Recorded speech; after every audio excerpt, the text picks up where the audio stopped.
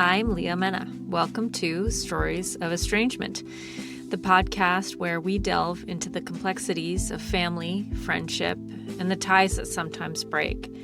Together, we'll explore the paths that lead to estrangement, the emotions that come with it, and the ways that people navigate life beyond it. Whether you're seeking understanding, support, or simply a space to reflect, this is where we unpack the stories, challenges, and lessons of living with distance in relationships.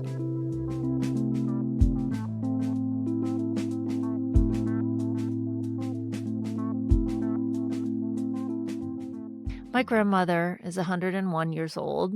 We are very close. I wanted to sit down and ask her some questions. She always has so much to say, and I learned so much from her. She is very independent. She stopped driving a few years ago, only a few years ago, and has help from one of her daughters to go to the grocery store. But other than that, she's largely independent. She makes her own meals. She does her own laundry, cleans the house.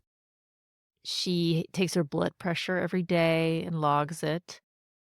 She has a really easy laugh.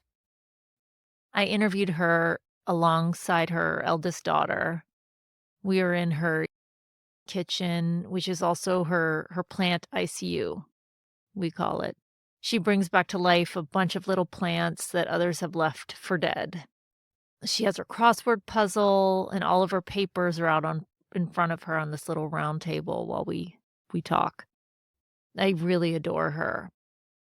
Her husband, my grandfather, died a few years ago.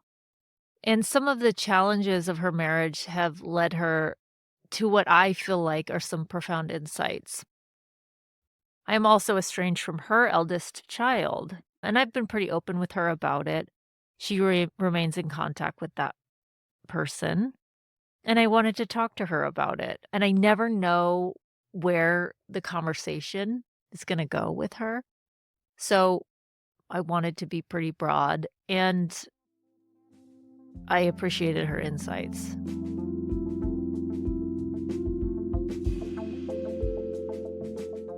How you feel about the fact that Hillary and I don't have contact with our dad? Oh, I think it's sad because I think it's too bad he's missing so much. Mm-hmm. You know, when your children are so interesting. And here they are.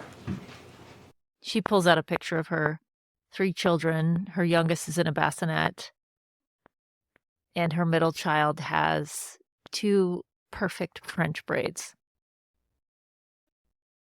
Oh my goodness. That is cute. Isn't that a good dress? I love that dress. Yeah, that's a great dress. It has horses. Your braids are adorable. I loved her braiding my hair. She'd do it nice and tight. She'd part it real hard. Oh, yeah. Tight. I loved it. I've been there too. I love that. That's really cute. What did she do at 5 years old? She changed her diaper, and then she takes her down, and then we had the little Gerber cereal with different colors. And she'd say to her, now, do you want the blue one or do you want the red one? And she'd make her breakfast. I enjoyed it. And Charles always went to work. So it was very important to me to be cared for in a stable financial situation. Mm-hmm. It wasn't lavish, but it was better than what I had. With Charles, when I thought, you can't give what you haven't got. When we took this one course, when I went for therapy, Assertiveness training for women. so it was this whole thing about getting your needs met. Uh-huh. So I said to Charles, he was talking about something, and I said, you want to know how I feel about that? Uh-huh. He said, who gives a shit? And I thought, okay. They didn't have that in the brochure.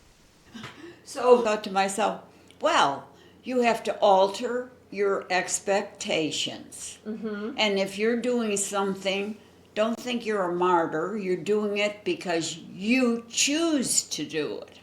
Anyway, I'll tell you, Charles was gone a lot. Yeah. So I had very large blocks of time that I could do whatever I wanted. If I wanted to grow all these flowers or do whatever. That was true until he retired. That's when I went for help. I had the end in sight of his retirement, and I was going to be having him all the time. See, he was gone on trips a lot, and plus, another plus was he liked my family accepted him. Warts and all. You know? Yeah. And that was very good.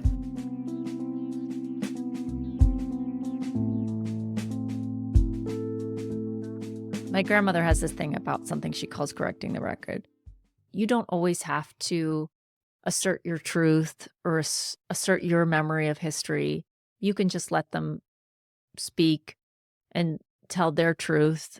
And even if you know something else to be true or you believe something else to be true, you can let it go. And I think it's part of her belief system that has allowed her to stay in relationship. So tell me about this correcting the record. Well, when he tells me something that I know is inaccurate, I let it go. And because my tendency is, well, this is what happened. Because in my mind, I have a clear picture of it. And in his mind, he's bloviating. The thing about in my relationship with him is he never says anything real. Like he doesn't say, this is really upsetting to me that my daughters don't talk to me. He doesn't mention that at all as a problem. We just stay, on the top of things. And he doesn't mention the girls. Well, once in a while he'll say something about... No, he'll say something positive about you. Yeah. Like he'll say, oh, well, Yeah. Leah can do anything, or something like that. It's always a small remark in passing, and it's always a positive thing. And I think in some ways that's easier. That's why I think, I think that I have feel more positive towards him as I've had more distance. I think the problem, as I see it, is the fact that there's no reciprocity and there's no feedback and I talked to him about the books that he had to read before he went to U of R. Okay. And one was Games People Play by Byrne, and each person having a turn, and so on. And I think he got nothing from that. Even then. Even then. Do you wish that Hillary and I could tolerate it more? Like that we could do a little bit more of... No, No. Why not? because it's a bottomless pit. Ooh. Okay. So, like me, you have to adjust to what is rather than what you wish for. Boy, I'm glad I asked you that. That came out in my counseling after Charles died. That was the father I had. That was like a profound thing. Well, you are sad because that was your father. And you might be sad that was your father. But that was the father you had. And then So I that was came the to the opinion that anything that I did or went through was a lesson. Yeah. And so it wasn't a mistake. or it wasn't something I regret. It was a learning.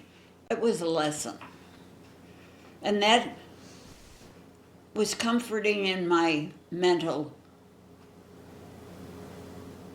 being. This last year since Charles has died, it seems like you've had a lot of time to put some of these ideas together, Yes. which I love about you, that you're thinking about it, you know? How do you know when something is a bottomless pit? Well, you just give up on it. So fire me.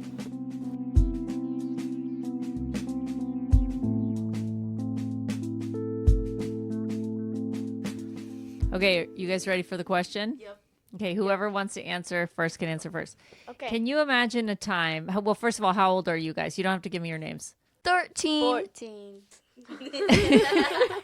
Can you imagine a time where you're not in communication with your parents? No. Unless I ran away. Yes. You can? What can you imagine? Like a time that I don't never talk to them, or like. Yeah, because you have a relationship problem that got in the way of speaking with them. I don't know actually. I think like maybe if I like ran away and like. But like in your life right now. Oh, in my life right now. We're not right now, but like sometime In the your life. future. In the future? What the hell? What So is when that? I like move out, maybe. Yeah, you think you wouldn't have Ghost contact them with your forever? parents? No, actually, no, I wouldn't. I would never like ghost them unless if they died. Well, no shit. Okay, you, Mochi. Well, it depends if you did something, but right now you're not doing anything wrong, so I don't know if What do you think I could do that would make you not want to speak to me? you'd like embarrass me so much that my boyfriend would break up with me. And everyone's Embarrassing. Yeah, like she'd say something and she'd be like, "What the hell?" and then I wouldn't have any friends. Okay, so if I totally Or- ostracized you socially. Yeah, or. Flossie, get out of there! No, nothing else. Okay, I think I got one. okay. I feel like if my mom was just embarrassed me so much, and if like she got so mad at me to the point that she hit me in front of all my friends and started grabbing me from the ear and started spanking me, and that would be pretty embarrassing. And I'll probably never talk to her and probably just move out. Okay. Yeah, that's what's gonna happen to me. Okay, well, thank you. Thank you both.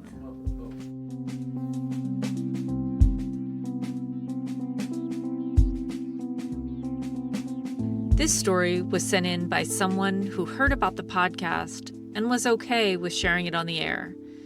Details have been removed for privacy. Performed by Dr. Sasha Thomas. Being raised in a doomsday cult was the main reason my family of origin was profoundly dysfunctional. Not only was the overriding message one of there being nothing worthwhile in the world for us, the chosen, but that our lives would only begin after Armageddon, which might possibly mean after our death.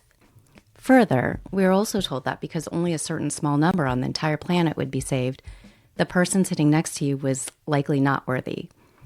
Not only were all your family members not going to pass the test, even small children, you were to trust no one, and your family members might be the ones trying to undo you as the instruments of Satan that they were. So family was not a concept that I learned to revere.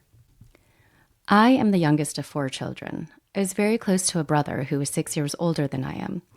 He was murdered by his psycho-alcoholic wife. My brother, too, had a drinking problem, and at the time of his death, I hadn't talked to him for several months. I was playing a game of tough love with him, telling him not to call me unless he was sober. My sister, who is 8 years older, and I have mutually parted ways after the death of our parents. We are so fundamentally and philosophically different that there was nothing left when we didn't have our parents in common. It didn't help that I, my parents' caregiver, was accused by her of killing them by insisting that Western medicine play a role in their healthcare over dark chocolate. By extension, my sister's offspring and my daughter have no contact. I am a 63-year-old divorced mother of 1, daughter who's 32. She's the love of my life, and we have had an extremely close mother-daughter relationship. My marriage to her father was difficult for both of us, and she always knew that I had her back when it came to him. Just about every parent I know was envious of our relationship. I have a stack of correspondence from my daughter acknowledging that she's not only grateful that I'm her mother, but also her friend. I've always had an honest relationship with her, and I've told her that she can ask me anything. And she has. While I haven't met many of my daughter's adult friends, I know of them, and they know of me. Often she would reach out to me for advice or my opinion at the encouragement of her friends, them wanting me to weigh in out of curiosity on something the friend group was battling about. I always held my daughter up as a measure of my worth. If there was one thing I know I did right, it was that I was a good and selfless mother. I may not have had a good relationship with my family, my parents, sister, but I'm so close to my daughter, perhaps the person who knows me best in this world. I may have had a failed marriage, but my daughter and I are solid. I took some credit for my daughter's honesty, her solid work ethic, her intellectual focus, her fair treatment of people. 2 years ago, in December, we went from our usual multiple daily texts, lengthy and loving phone conversations, talking about exchanging Christmas presents, planning my upcoming visit to her in January of 2023, and meeting an obviously angry daughter who claimed to be upset with me for innocently, my opinion, messing up our dinner plans that night. I saw my daughter for some meals the next couple days, and at each encounter, she was still angry, supposedly because we didn't eat at the restaurant she chose on our first night together. I profusely apologized, taking blame for something I didn't think I was guilty of at all, just trying to keep the peace until I wrapped my head around what this was all about. I went back to my home 3 days later, giving my daughter some space she seemed to need. No longer in daily contact, I reached out a month later by text in February, again apologizing for inadvertently spoiling her dinner plans the month before, and asking to talk, hoping we could move forward. She quickly responded, telling me that nothing was wrong and saying that she was going to text me anyhow for some advice about a couple of her friends. I thought it was an extremely lame situation she asked me to weigh in on, but I took the bait and gave my weak opinion. That was the last time I had any contact with my daughter. As I write this, it has been 687 days. I've tried again and again to reach out, always with the tone of apology, not being defensive, offering to listen without responding, mediation, anything, but nothing. I've consumed podcasts, articles, books on the subject. One was Rules of Estrangement by Joshua Coleman, which I found very helpful but not comforting, and I've tried to take his approach that if the price of admission is not to be right, then I'll accept all the blame. I have written some very heartfelt pleas, but my daughter has never responded. I don't know if she has blocked me or has thrown away USPS delivered things without opening. I think that I've done everything I could except show up on her doorstep or place of work, which, for a slew of logistical reasons, probably wouldn't even work, and it would probably be very badly received and perceived as my being controlling. She isn't much of a social media poster, but she occasionally puts things up on Instagram for her work, and I'm able to see those just to know that she's still alive. We don't have many or any people in common with whom she's in contact who would know what she's up to or could intervene on my part. My research tells me that when children become estranged from their parents claim not to know why, it's usually the case that the parents just haven't been listening. Often the child has been speaking loudly and clearly for quite some time, but the parent just doesn't pay attention. When a child suddenly falls off the face of the earth, these might be some reasons. A controlling partner threatened by the parent-child closeness, occult indoctrination, or substance abuse. Not only do none of these things fit my daughter's personality, this all happened too quickly for a partner to be so important, for a group to brainwash, or for an addiction to happen. And from the Instagram posts, my daughter seems to be thriving. No, this was like somebody flipping a light switch. One day we were discussing Christmas presents. The next, she was spitting venom at me for being confused about a dinner venue.